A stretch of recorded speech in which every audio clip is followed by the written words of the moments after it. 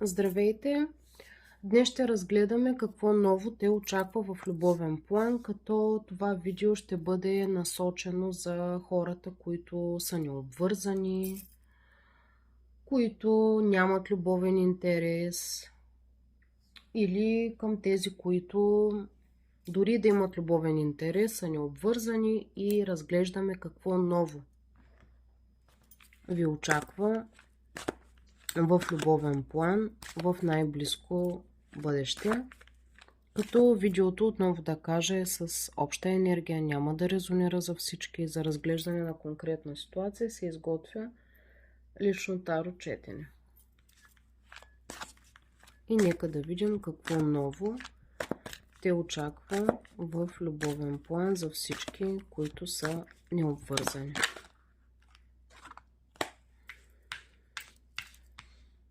Така, тук много бързо виждаме, че това, което идва към вас в любовен план, това, което е ново, идва към вас в любовен план, виждаме, че има някой, който изпитва някакви емоции и чувства към вас, някой, който ви наблюдава, някой, който не ви е казал, че изпитва чувства към вас, защото виждаме, че той се възпира от споделянето на тези чувства. Също, ако не общувате с никого и няма никой покрай вас, може би някой ви дебне по някакъв начин, някой, който примерно е във вашия приятелски кръг, или някой, който живее близо до вас, някой, който по някакъв начин участва във вашия живот, но е по-скоро като страничен наблюдател. Някой, който ви познава, или някой, който всеки ден ви вижда, или някой, който някъде ви вижда на определено место и така отстрани ви наблюдава и ви се любува и ви харесва и усеща някакво привличане, някаква емоция към вас, но за в момента се възпира, не прави абсолютно никакви действия и крачки. Може да се чуди дали сте обвързана. Например, ако говоря в женски род, нека всеки да обръща за себе си. Ако, например, имате деца, възможно е той да се чуди тази жена обвързана ли е. Виждаме с дете, с деца, и да се чуди дали сте обвързана. Вие да сте, както казах, говорим тук за хора, които са необвързани.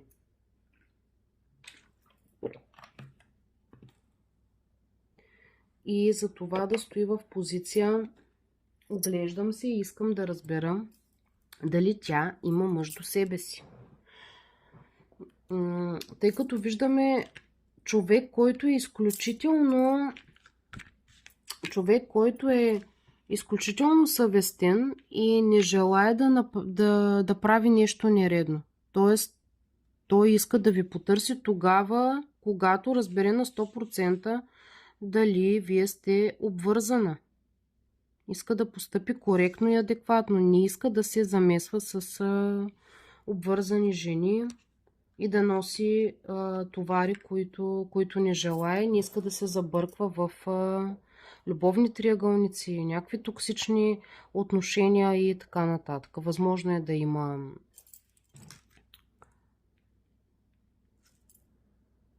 да си е патил вече по някакъв начин и да иска и да желае истинска връзка, отношения, които се случват по правилния начин. Така че тук виждаме някой, който има силно желание наистина да създаде сериозни отношения, сериозна връзка, но просто се притеснява да действа, тъй като все още наблюдава и разучава дали вие сте свободна за отношения. И някой, който наистина е наясно, че ви харесва. но наистина иска да разбере коя сте, каква сте, какво се случва около вас. Някак си проучва, наблюдава ви, проучва.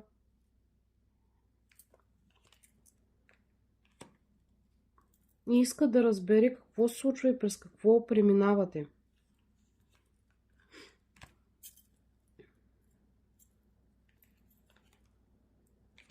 Защото изпитва колебания. Някакси иска да е сигурен, за да действа. Има и някакви съмнения, които го поставят в тази позиция на изчакване, на забавяне, на възпиране.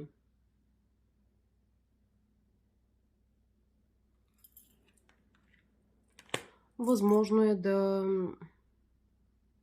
пак казвам, заради това, че има съмнения дали сте обвързана, се случва и това възпиране. Възможно е пък по някакъв начин да е човек от вашето минало. Като казвам човек от вашето минало, не е задължително да сте имали връзка преди, да е някой бивш. Не. Възможно е да е човек, който вие сте познавали или познавате от преди, или ви е просто приятел, или е просто познат, който обаче в последствие сега да развива някакъв интерес към вас и да се чуди точно заради това и да се чуди, да я потърсили, да покажа ли, че имам някакъв интерес. Да, преди 10-15 години сме били приятели или съученици или познати.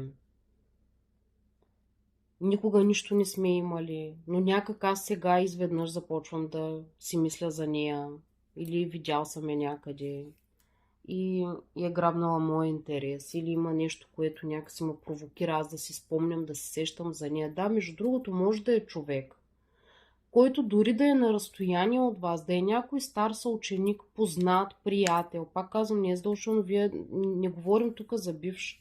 По-скоро енергията ми говори за човек, с който вие сте се познавали.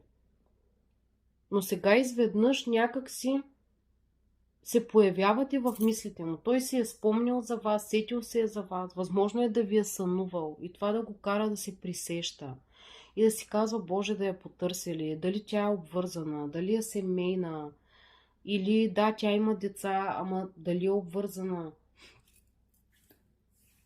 Да я потърсили, да не я ли потърся, какво да направя, защо изпитвам този порив. Така че очаквайте в даден момент, може би, нали, тук виждаме какво ви очаква. Виждаме мъж, който има някакъв интерес, някакви емоции към вас, някакво притегляне усеща към вас този човек. Да възможно е в даден момент, в най-близко бъдеще, да се появи. Може би просто е така с комуникация, здравей, как си, без да заявява веднага всичко директно, просто да ви провери, да комуникирате, да те види как си, да те провери, да си поговорите, да опипа почвата. Така че очаквайте някой, който така отдалеч ви се любува.